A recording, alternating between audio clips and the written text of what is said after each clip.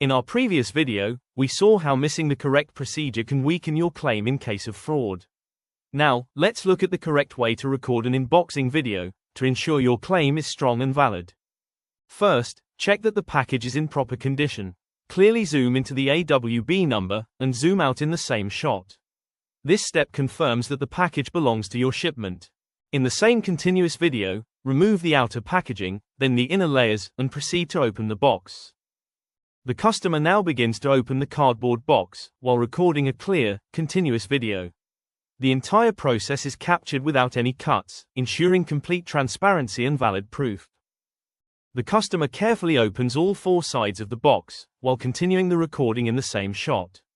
The item is seen packed inside a plastic cover, which is then opened step by step. The product is finally revealed, all captured in one continuous video, ensuring complete and reliable proof.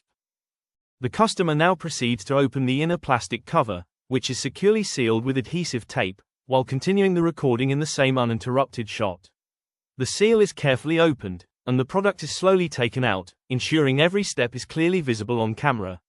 The contents are then observed in a neatly packed condition, and the product is inspected for confirmation.